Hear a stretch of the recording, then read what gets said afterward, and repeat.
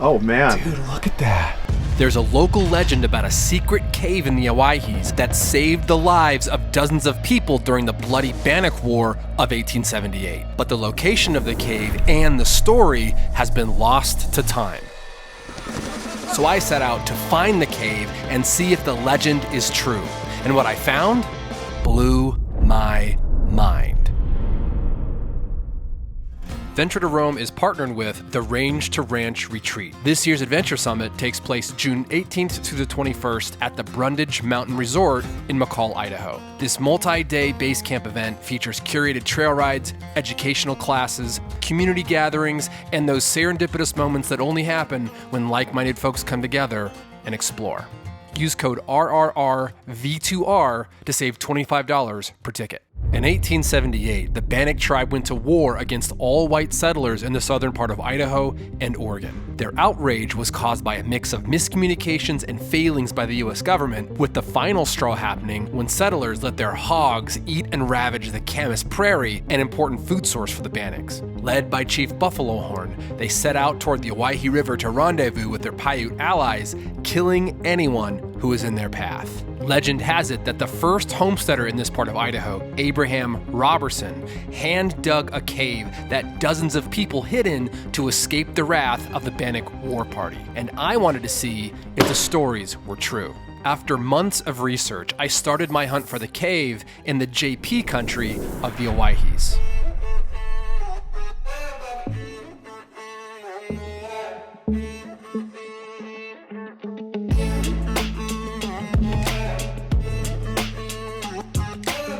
Welcome to JP country. We are in one of the most remote, if not the most remote, and least populated areas in the lower 48 states. We're heading toward the Bruneau River area to explore some of these very early homesteads that are all now abandoned, to kind of get a sense for what it was like to be a homesteader back in the late 1800s and early 1900s.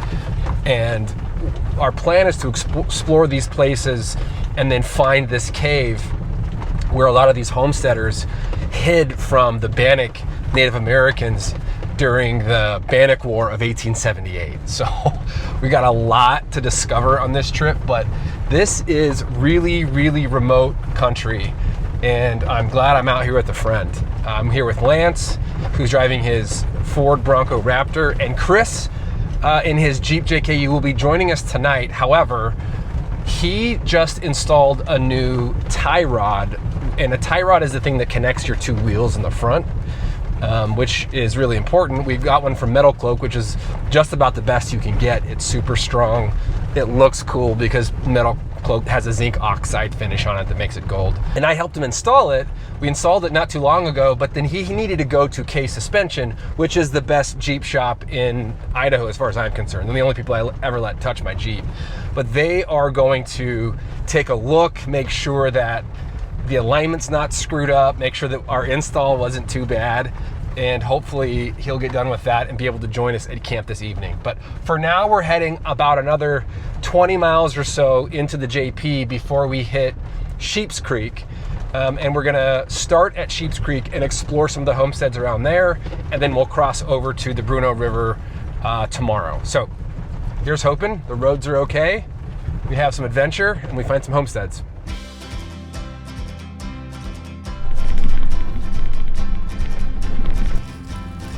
There was no place wilder than Idaho in the Wild West of the 1800s. There were no rules, no laws, and an unchained and merciless landscape. The people who lived out here had to be hardier than most. But the promise of free land was enough to lure many settlers to stake out a piece of property and make a go at pioneer life. The first homestead I wanted to see was also one of the hardest to access. My hope was to drive down an old wagon road down to the valley floor below. However, the road looked difficult and would have taken us hours to drive, and it was starting to get dark. So Lance and I chose to set up camp on the rim of the canyon instead.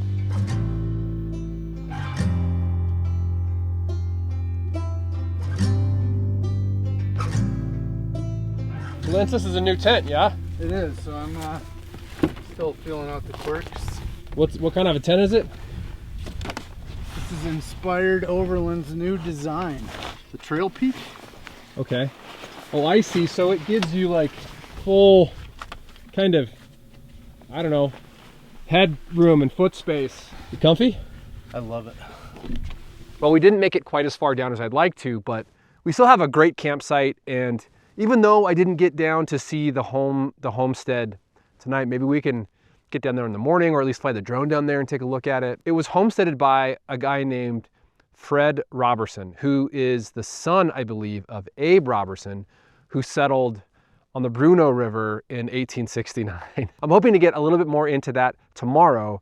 Tonight, I think we're just gonna have dinner and huddle around the fire and stay warm, and plan on having a really full day tomorrow. Thanks to Starlink and GMRS radios, we were able to send Chris our location, and he met us at camp just in time to help light the fire. So for Christmas, I got the guys these torch guns, but we haven't used them yet. So we're gonna use them to start the fire right now. Okay, here we go.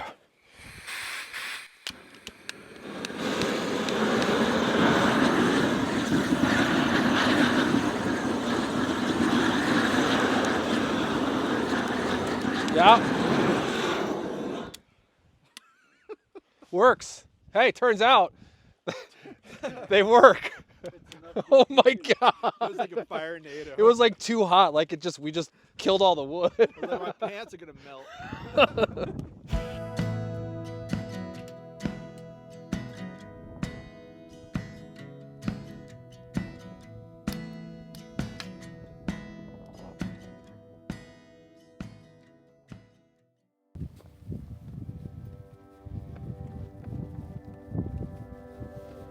The next morning, we were up early with a plan to hike over and get a better look at the Robertson homestead. There was a ridge line that led to a plateau overlooking the old property we thought might give us the best view. Okay. The scramble across the ridge was just dangerous enough to keep us on our toes, and it was a long way down if we made a misstep.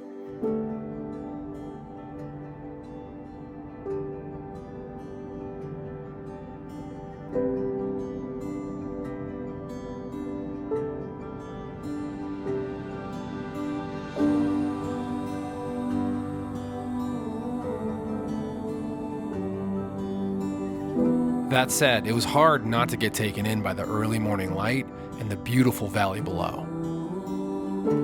Rattlesnake Central.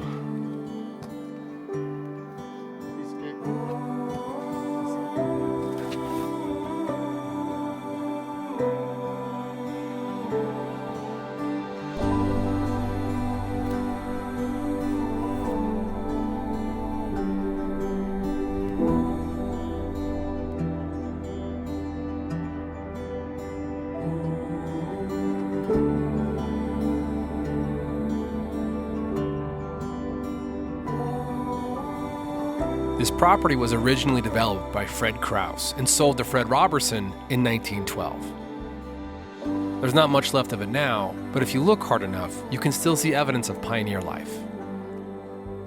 Locally harvested stone and wood, and what's left of a well, still remain.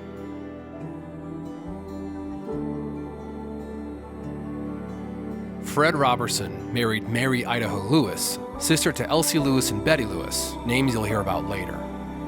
They had 2 kids on this property and built a 2-story house to fit them in. You can easily imagine those little ones running around the meadows while Dad was putting on the roof. In 1930, Fred and Mary sold this property to Will Byroth and retired to Mountain Home. While there's not much left of it now, I can see why they wanted to live in this valley. As fun as it was to hike over and see the Robertson place, it was the wrong Robertson. I was looking for Fred's grandfather, Abraham Robertson, who was the first homesteader in this part of Idaho. And legend has it, it was his cave that saved the lives of the community. So we hit the trail and made our way towards the next homestead, and one that would reveal a new family tree with clues to find the cave.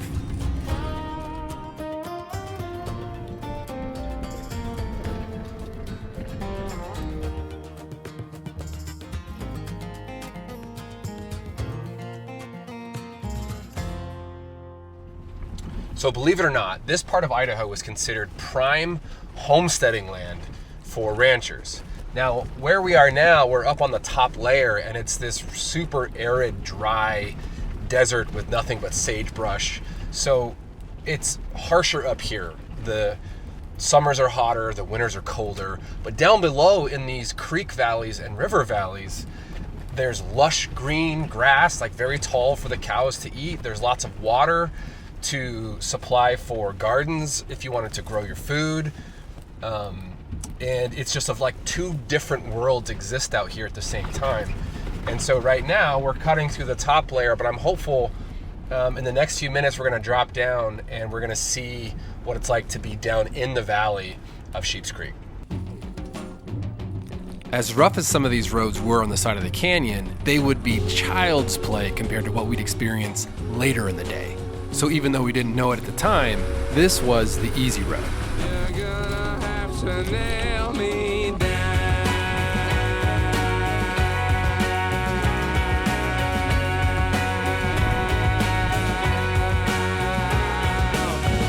As we approached the bottom of the canyon, we also approached what's called Three Forks Homestead, a very important piece of the puzzle we were trying to solve. So we've arrived at what's called the Three Forks Homestead. This homestead was originally set up on by Tom Hall. So Tom Hall is the patriarch of the Hall family here in the Bruno area, which has been around for as long as Tom Hall, which was back in the late 1800s. His brand was an anvil because back in Missouri, I believe, he was a blacksmith. He had two sons, Fred and Virgil, and when they came of age, they actually have homesteads down here as well, which we're gonna go see next. But for now, let's go explore what these structures look like and what Tom Hall built here back in the 1800s. Tom was smart. He built this out of stone, which is fire resistant. And you know, this is a very old structure. And we can see that a lot of it is still standing. The roof is wood, but it's still there. Look at this. So not a lot of people are coming out here to this homestead. Sometimes you find these old cabins and things, and they've been used by animals or campers, but we are so far out in the Owyhees, like no one really comes out here. And you can tell because there's not really even any footsteps or animal prints out here in this, what's left of his house. Somebody propped it up so it didn't cave all the way in. But it looks like, you know, your stereotypical homesteader's cabin. Yeah, probably 1 or 2 rooms, enough room for his 2 boys, Fred and Virgil, and him. But I see that there are other structures on this property as well, which I will go check out in just a second. You know, it's actually kind of a big cabin. Some of these are pretty small, like half this size. So my guess, which I don't know for sure, but my guess is that it was big enough for him and his 2 boys. It's incredible that it's still standing. Tom did a great job building this. And I noticed this coming in, and I think it's like an old farming wagon or something, because it looks like a pretty short wheelbase, like maybe it was made to carry things or to plow. And I'm guessing they would have had wood wagon wheels on this. You know, metal could have been hard to come by out here, but it makes sense to me that he was able to create these wagons or whatever with this metal on it because he was a blacksmith. So my guess is that he made these metal parts. So this looks like a little 1-room structure of some sort. There's a couple windows there. Since it's not open, we won't go in there, but yeah, look at this. Bed, metal springs, desk, shelves. It's still in really good shape. Really cool. This property was sold, I think, in 1927 to a guy named George Rizzi or George Rizzi. I like to say Rizzi because I think maybe George had Riz. And then in 1946, it was sold to the Alzola family, which had a very large sheep ranch operation out here called TM Ranch. And then after that, I think in the 50s maybe, I don't know exactly when, it was sold to J.R. Simplot, who's the current owner. And J.R. Simplot's one of the largest landowners in Idaho. Oh, look at this. They built it right into the rock. Really smart. Yeah, oh gosh, this wall is really leaning too. I don't know how many years this thing has left before it just goes. Maybe it was like a workshop. He was a blacksmith. I bet this was his blacksmith workshop. Because this looks like a workbench to me. Doesn't it look like that to you? Yeah. And look at this, there's like, I don't know what this is, if that's a tool or something that he made right here. Yeah, and there's another bench, looks like it's not intact anymore, but. Yeah, it's threaded, so. Yeah. some kind, probably for fixing wagons or Yeah, I bet fences or bet it bridles. do you think that was like when he first got here, that was like his original house, and then built the other one for when his son? I think that's right. So probably the original cabin and made out of wood, so he built it fast. Yeah. And then when he knew his sons were coming, The other He- was like twice as big. twice as big, yeah, and built out of stone, much more permanent. Yeah. And that's where his boys grew up after they moved here. All right, well, this is a really cool homestead to see. We're gonna try to cross the water here and climb up the other side of this canyon. Hopefully we can do that. And then our next stop is actually to Fred Hall's homestead. Fred Hall grew up here where we are. He's the son of Tom Hall, and he has, it's called Hall Ranch. And so we're gonna go try to find that one next.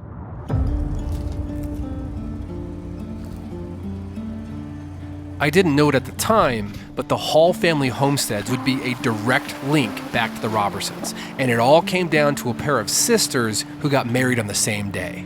More on that later. Our next homestead was about 20 miles away on roads, even though it was only 6 miles away as the crow flies. Being this deep in the Owyhees is not for the faint of heart. It always gives me a little anxiety knowing if something happens, it's a long way to go for help.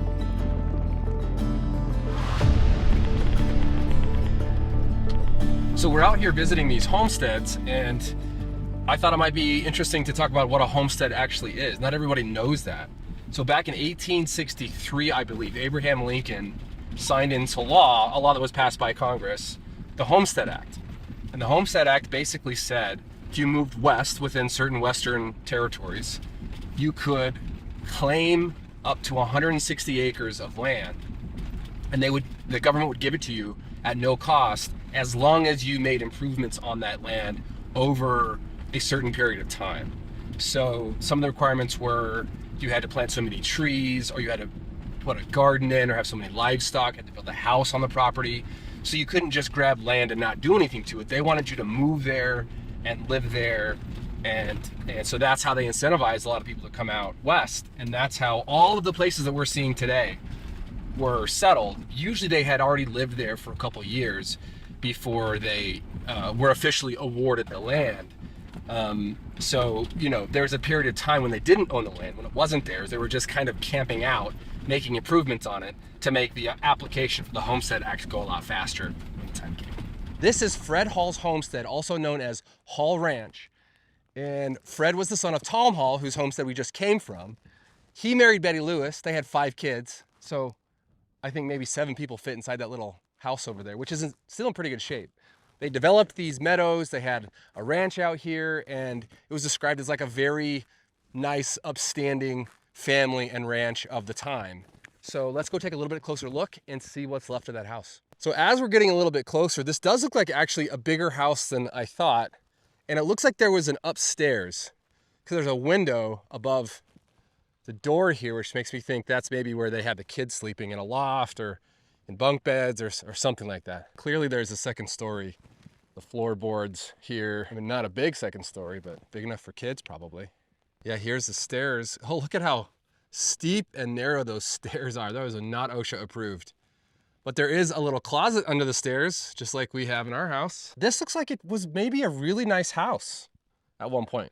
I mean, yes, the roof is coming down, but you can kind of see like plaster or something over here. Maybe that's wallpaper.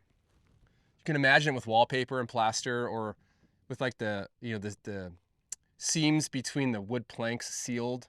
This would be a really nice house. Beautiful. What a beautiful meadow. Even in the winter, when everything's dead, nothing's growing, still a beautiful meadow. I can see why folks thought this part of Idaho was excellent for homesteading. So while this homestead is tied to Tom Hall's homestead, it's also tied to the next homestead we're going to pass through, which is Homer Bedell's homestead. So Homer married Elsie Lewis, who was Betty Lewis's sister. Betty Lewis married Fred Hall, and they moved into homesteads that were within a few miles from each other on the same creek. We're at Cat Creek right now. So it's this crazy community It was really tight-knit that we're discovering as we go. In trying to find the Roberson Cave, which I assumed was located on the old Robertson homestead, I had been scouring historical essays and history books trying to figure out where the location could be, or if it even existed. However, I've been looking in the wrong place. All of my trails for the Robertsons had gone cold, and then I realized I'd been looking at the same photo of the Lewis children over and over again. And it was because 3 of them had married homesteaders, but only 1 of them had married a Robertson, and I couldn't find any information on their children. But I knew that connection between the 3 sisters was meaningful in some way. Well, unfortunately, I couldn't find anything left of the Homer Bedell and Elsie Lewis homestead. I looked, I flew the drone around. It did look like a couple things. Looked like some stacked rocks in one place. Could have been an outbuilding of some sort. There was a clearing kind of near the creek that I thought could have been where they built a house, but I don't think they would have built it so close to the creek. Anyway, it's a little bit of a mystery where that homestead actually is or was. And so now we are making our way over to the Bruno River, and this is where we will stay for the rest of the day. There are a couple homesteads down here. The first one's called Black Rock Crossing, and Black Rock Crossing I think is pretty cool. Number 1, I think the drive down into the canyon is going to be cool. Number 2, it's got a couple really neat stories with just what it was, how it was used, who was there, who died, things like that. So I can't wait to get down and see what that place looks like. I knew we wouldn't find the cave at the next stop, but for me, it was kind of like a bonus track. We were close, it was cool, so why not? To get there, we had to drive what's called Black Rock Crossing, which is a narrow, twisty, rocky ledge road leading down the canyon to the river bottom and then back up the other side. The views are spectacular, but you really shouldn't take your eyes off the road because mistakes out here can cost you. It takes a mix of careful tire placement and a little bit of rock crawling to make it down safely.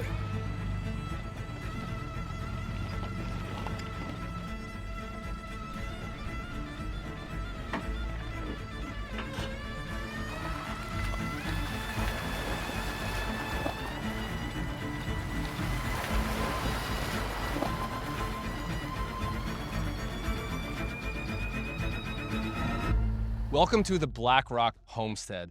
This is, without a doubt, in the most spectacular location we have been to so far. But there's a couple outbuildings. There's this big stone building right here. It looks like it's still being used maybe for feed or something. We'll take a closer look. But there are also 2 graves somewhere around here, and we'll try to find them. If we can't find them, then I'll tell you the story, even if we can't find the headstones. And there's another story about Butch Cassidy that happened on this property as well. So let's go take a look. The first thing is this stone building here. It still has metal doors on it. Stone walls, really thick stone walls. There's hay in here for some purpose. There is a roof that's still relatively intact. Much more so than we have seen with other places. Looks like they put hay up on the roof just to give it a little extra cover. Some of that's been falling down here. You can see there's some roof logs or twigs or whatever you want to call them, sticks that are falling down here, but really cool building. And over here is a wooden building. This is more like what we typically see, but one of the things that's different about this is it's not log. These are like planed and grooved plank wood that they've used for the siding here, which is a lot different than what we've been seeing. Oh, yes, it's not doing so hot on this side. Over here we have what used to be a cabin. Yep, the telltale sign, there's your mattress over there, your spring anyway. And 1-room cabin of some sort. What is this metal thing? Oh, it's a stove. Yeah, definitely a cook stove that somehow made its way outside of the cabin to here. Maybe this is where the stage stop was. That's huge. This is the biggest house we've seen so far. All right, in here we've got this beautiful stacked stone. That is just so cool, so thick. What's this in here? I wonder if this was part of the plumbing right there. This little pipe that's been stuck through. So I've been looking around the property trying to find the graves, And I can't find any headstones, but I do see some indentions in the earth here. So likely they just wrapped the bodies and buried them. And then over time, that dirt will settle. So my theory is that this is where the two people are buried on the property. I could be totally wrong, but I don't see anything else that even comes close to looking like a grave. So I learned about these two unfortunate souls in an edition of the Owyhee Outpost. So this is published by the Owyhee County Museum out of Murphy, Idaho. And every year they publish historical essays and stories. And there were a couple different years that they published information about the homesteads out here. And this one was published in May of 1985.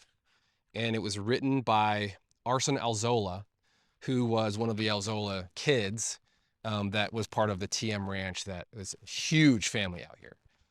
So Arson writes, there were two tragic incidences that happened to Black Rock in 1918.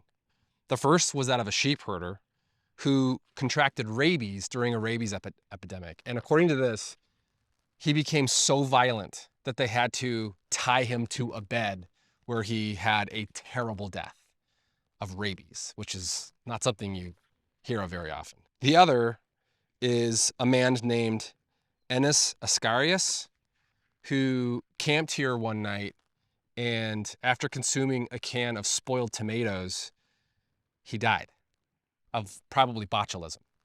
And he was found days later by a passerby, and he's also buried here with, they say with the initials EA on his headstone, and they say the other person has the initials EH on their headstone, but we looked and we did not find any headstone. So it's possible that these two mounds that I found over here are not the graves. They're somewhere else and those headstones still exist.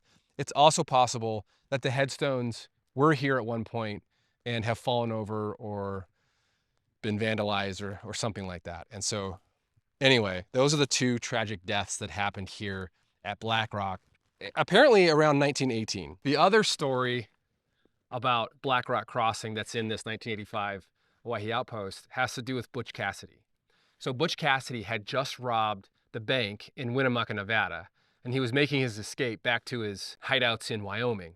And he was crossing from Nevada across the Bruno River to get to Wyoming. And he came through here, he stole horses, he left his spent horses and kept riding. They found the spent horses that were from White Rock, Nevada on the Diamond A Ranch. So once they crossed the river, they let the horses go, and they took the horses from here and kept going.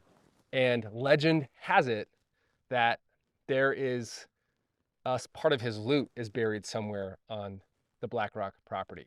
Now, good luck finding it and good luck digging it up if it's here, because this place is so full of volcanic rock. I don't know how you could hide or bury anything here, but Butch Cassidy apparently came through here and may have left a little bit of his treasure behind. The underlying story here, or the legend that we're trying to figure out, has to do with these homesteads being attacked by the Bannocks during the Bannock War in 1878. When you come out here, on one hand, it's like, well, it's pretty remote. Like, who would come out here on a warpath? There's some safety in these places being so remote. But on the other hand, they're not really defensive structures. I mean, if you had a war party of 500 warriors, 1,200 Native Americans, 1,000 horses roll up on you here at Black Rock, there's nowhere to go. You can't climb the canyon fast enough to get out of here. I mean, you're dead. So visiting these places is really fun to learn the history, but it also has underscored the danger or the severity of the problem for these homesteaders when Buffalo Horn went on a warpath. On our way back up, we spotted a rock with the name Arson Alzola carved in it. Arson is the author of a historical essay I'd been studying that tells the history of these homesteads. It was surreal seeing their name in the rock. Our next homestead turned out to be my missing link to the Robertsons, even if it wasn't a direct link. It could only be accessed from the west side of the Bruno River, so back up the canyon we went, careful as before, until reaching the canyon rim.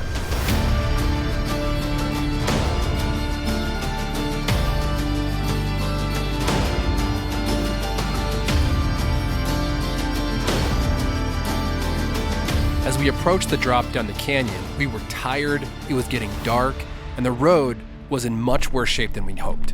So we were very careful. In fact, I turned off most of the cameras to focus on making it down this treacherous road safely.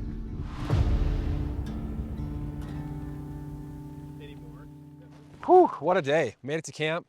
It's been one of those banner days. I mean, we saw a ton of stuff. You know, the thing that I learned today is that people are not made like they used to be. These folks were pretty vulnerable at that time. And so banding together, finding ways to warn each other ahead of time or help each other hide or whatever that might be, you know, that was their own best source of protection, was each other, even though they weren't close to each other.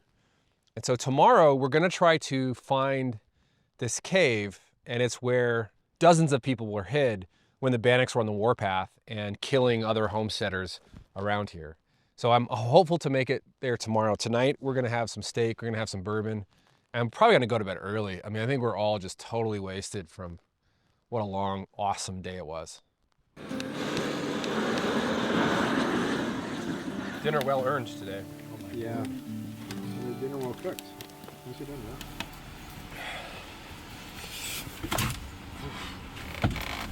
man. Good morning. It is a beautiful morning here in the Bruno River Valley in JP country. And there's one more homestead down here to see. And then we have quite a long drive out today. We got to climb out of this canyon, which is a little bit treacherous. But the problem is we're so deep in the Bruno JP country that we have a gas issue. So we all brought spare gas. Both Chris and Lance have used all of their spare gas. And I still have 4 gallons of spare gas. And we're doing the math, and it's gonna be really, really close. So I'm gonna drive in and see this homestead alone while they stay here at camp to save gas. So let's go see it. Home, you're so far away, come on home. This homestead turned out to be the missing link for me. Home, you're so far away, come on home. And it all hinged on the Lewis sisters. Home, a voice from within, you're not alone. The reason I couldn't find the Homer Bedell and Elsie Lewis homestead the day before is because in 1900, they traded homesteads for this one. Researching that made me realize the one Lewis sister I'd overlooked was Mary Idaho Lewis, who married Fred Robertson, the first homestead I'd visited. And it dawned on me, all of the kids the sisters had would be related. The Bedells, the Robertsons, and the Halls. Which meant, since I couldn't find a Robertson in the area, maybe I could find a Hall. But first, I had to see what was left of this homestead. This property was developed by a man named Miguel Triggero. He was Portuguese, and he came here and worked on this land in 1880. Eventually, he traded it to Homer Bedell, and Homer Bedell sold it to George Rizzi in 1930, or George Rizzi. And then in 1946, Rizzi sold it to the Alzola brothers, and then eventually sold to J.R. Simplot. You can see the farming equipment out here, still very much intact. Look at this. Maybe this was like a hay gatherer or some sort. And you can kind of see how long the grass is down here.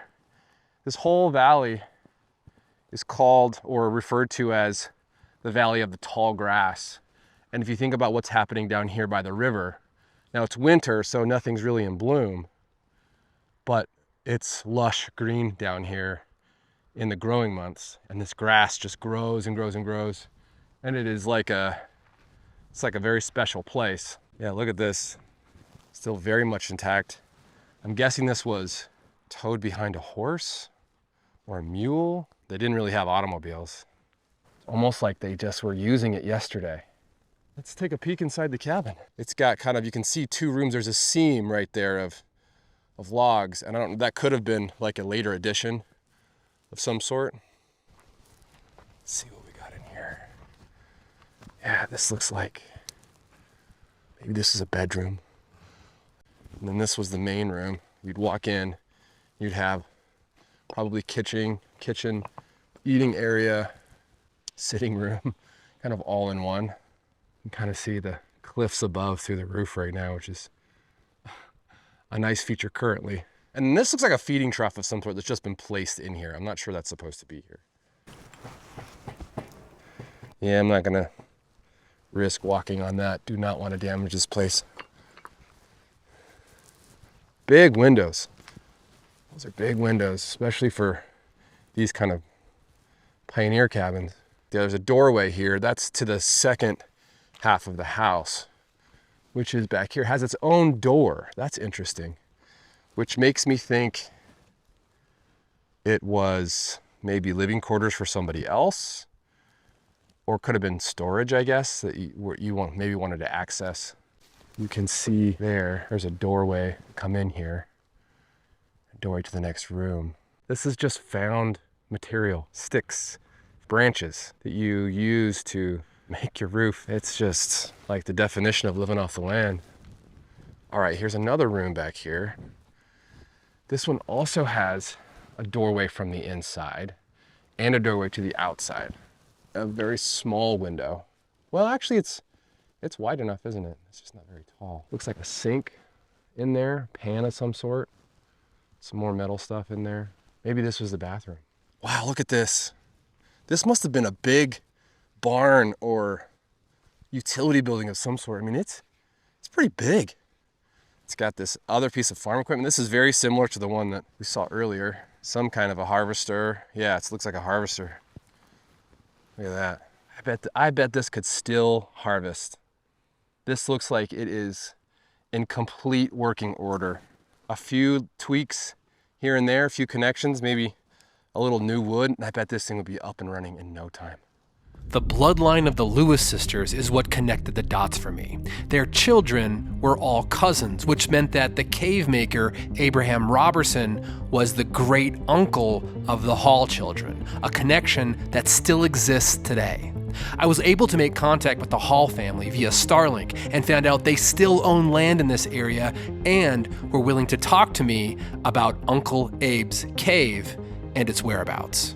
All I had to do now was get up and out of this canyon, find a river crossing, and meet up with the Halls.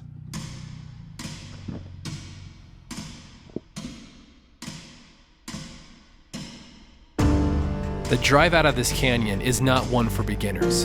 It's very steep, very narrow, and the road feels like it's crumbling beneath you. But that's because it wasn't made for cars. I would not recommend driving this road unless you are a very experienced off-road driver who knows how to place tires in very precarious situations. One wrong move on a road like this will send you tumbling over the edge, and it only takes a small washout or a loose rock to do the same. In many cases, the road leans toward the edge, fraying your nerves and increasing your chances of making mistakes. It's one of the reasons I wanted my two best friends with me on this trip. The three of us are very experienced, have been in many sticky situations, and work well together. Something that would be put to the test later in the day.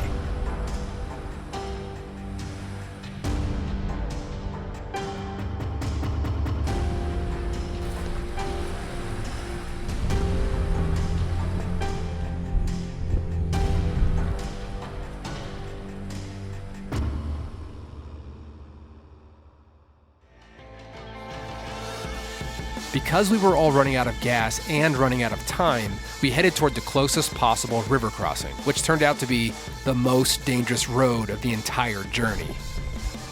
The Bruno Cherry Stem is a narrow, nasty, washed out road that drops into the Bruno River around what's called Indian Hot Springs. Most people don't use it, but we had no choice.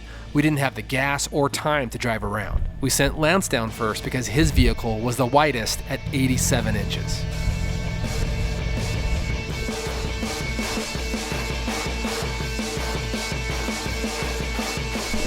I went next, and even though my vehicle is narrower, the longer wheelbase made it tricky to maneuver around the washouts and pinch points.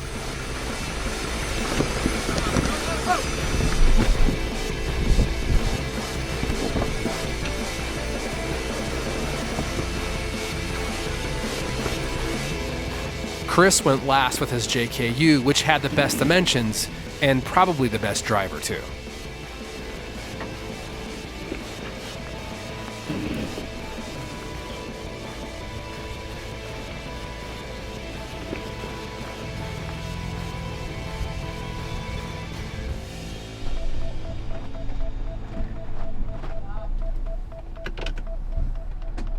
Another thing that makes this road tricky is there are loose boulders constantly sliding down the mountain, so you never know when you might need to take extra time to maneuver around them. With the tight squeezes and loose boulders out of the way, we all thought we were out of the danger zone. But these roads can make a fool of you if you're not careful, a lesson I was about to learn the hard way. I made the mistake of letting my guard down for 1 second, and that's when I ran right into a boulder on the trail. This was a dangerous mistake. My front driver's side tire was on the outside of the ledge, and my truck was tilting toward the cliff. Driving forward risked wedging the boulder under the truck even farther, and backing up risked pitching my truck over the edge. We decided to try and move the boulder to a better position. With a winch and a lot of muscle from Lance, we got the boulder to a spot where I thought I could crawl over it safely.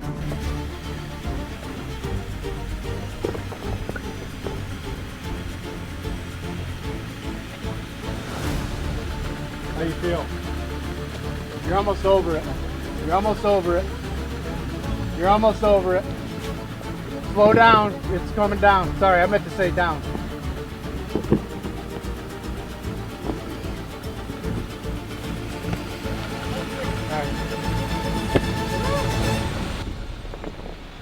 Of course, Chris had zero issues getting by the boulder and made it look easy.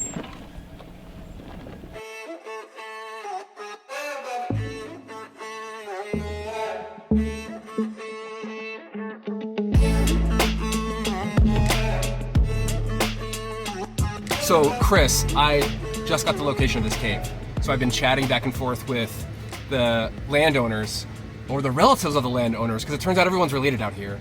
And I have the location, so it's not too far from here. And so let's go see this cave. I'm so excited. I was lucky enough to connect with Mary Hall Bailey and Chuck Hall, whose grandparents were Fred and Betty Hall from the Hall Ranch we visited just the day before. Their father, Tom Hall, grew up on that homestead before moving to their current property, which they've owned since 1917. Abraham Robertson, the first homesteader out here and the person who built the secret cave I was looking for, was their great uncle, connected by the Lewis sisters. One married a Hall and one married a Robertson. And the Halls still live in the house on the property that was built in 1879, just 1 year after the Bannock War ended. Mary Hall Bailey co-authored the book Bruno Then and Now, which confirms that the legend of the cave is actually true. Chuck, who is a cowboy and a gentleman, was nice enough to show me the most important resource of any homestead in this area, water, and explain that even today, it's a fragile resource that impacts all the properties in the JP.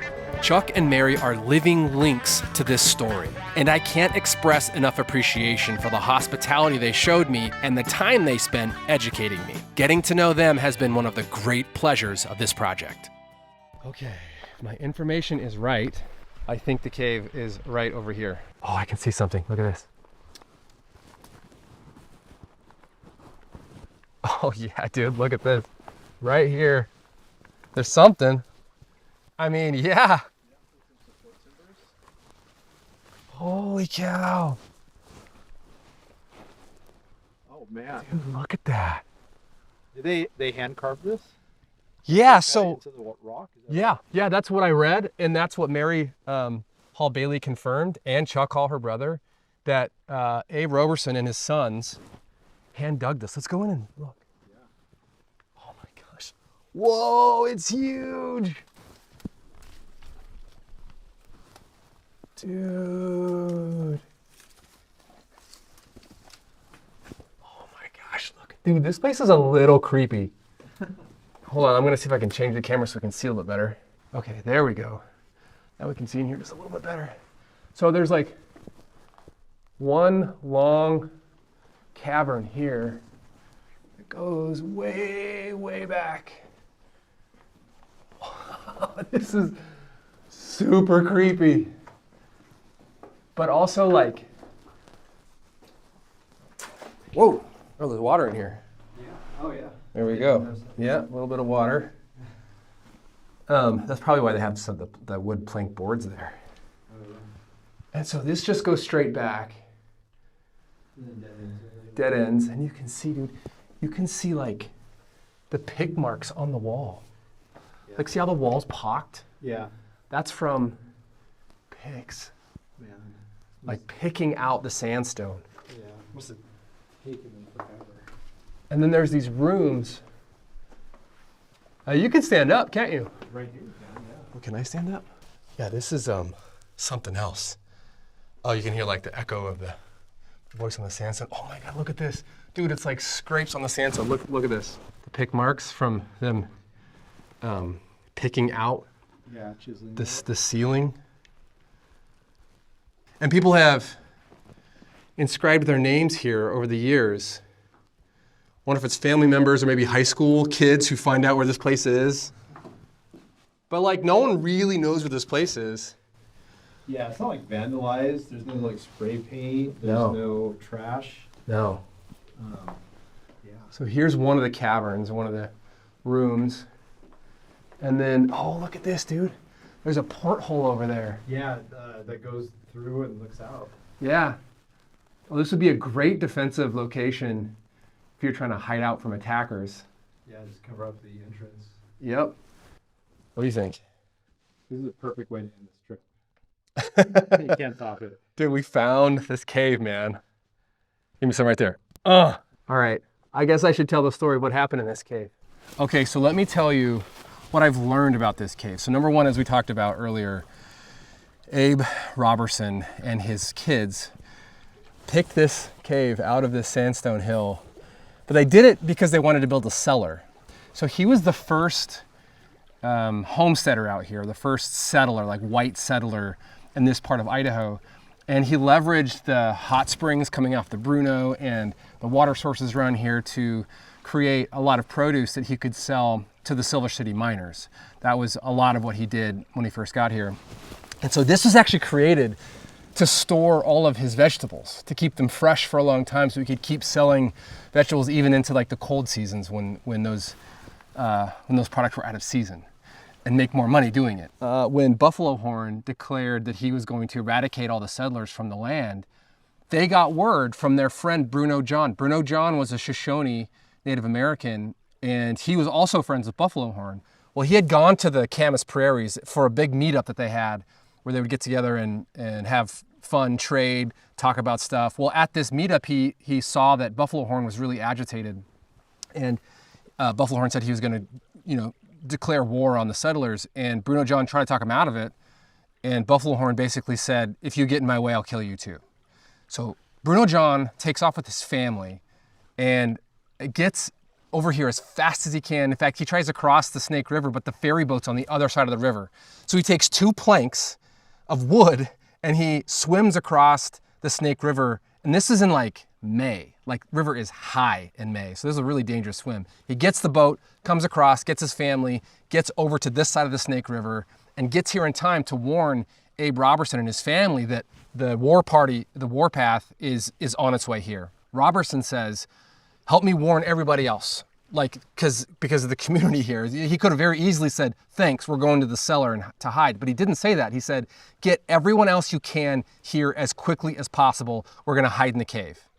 And so Bruno John did that. He helped alert the neighboring homesteaders that this was happening.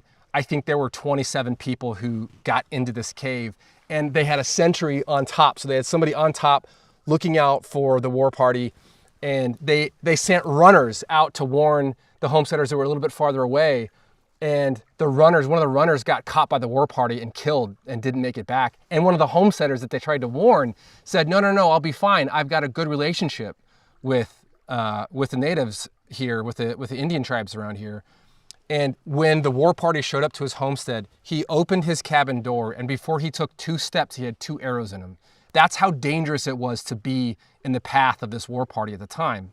Once they saw the dust on the horizon, they all came in here and stayed until the war party passed by. Seeing it now for the first time, I can see why this was a great hiding spot. I've never seen anything like this before. And it's really neat to see it in person, to know that the story is true.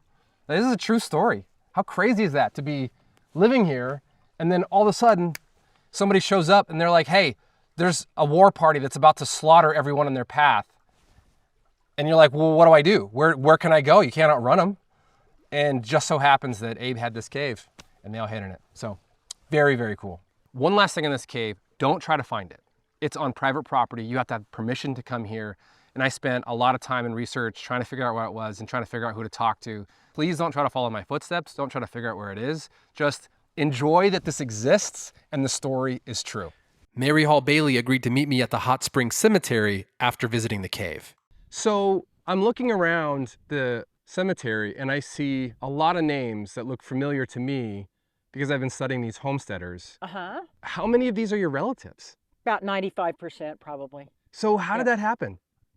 Well, they settled Hot Springs, and the original settlers, Abe and Martha, who are in those two graves over there, brought 5 sons with them. And then their 5 sons got married and had families. And then all of their nieces and nephews practically came out from Arkansas, followed them out here. And they were Robertsons also. And this is my dad, who was born just right down where we live in that big white house. Yeah. And then he died about 4 feet from where he was born. Wow. Yeah. This is my aunt and my grandma and grandpa here. Yeah. Oh, wow. Yeah. Oh, right. Fred Hall. Yes. Yeah. So is that's the Fred Hall whose homestead we went to? Yep, that's him so right cool. there. Yeah. Gosh. And this is my grandma, Betty. Yes, who was sisters with Elsie, right? Betty. Yes, Elsie Bedell.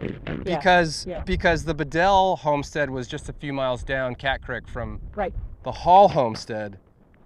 Wow. This is my great-grandmother, Susan Lewis. Her husband died, and I'll show you his grave.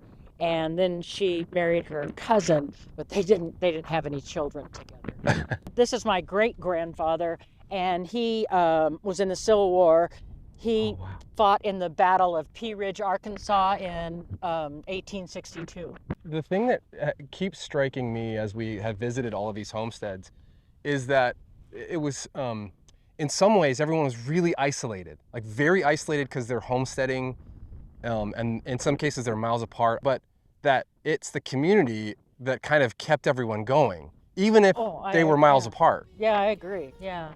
Yeah, and that was true up until the start of television. I think television really ruined the community. Oh, Yeah, right, because you'd have to, before you'd have to come together That's to entertain right. each other. Yeah. Yeah. Yeah, and you didn't even have phones, so people just showed up at other people's houses for the evening. Yeah. Right. Oh, yeah. And they traded off. I mean, it definitely feels like a pioneer graveyard, even though it's more than that. It's It more is than more just than a that, pioneer yeah. graveyard, but this is just where you go to place your family and to be with your family at some point. Yeah. I love you till my last breath. You're gone, but something in the heavens tells me that we'll be together again. I'll see you around the bend. You're gone, but something in the heavens tells me that we'll be together again. Together again. Oh. Something in the heavens tells me that we'll be together again.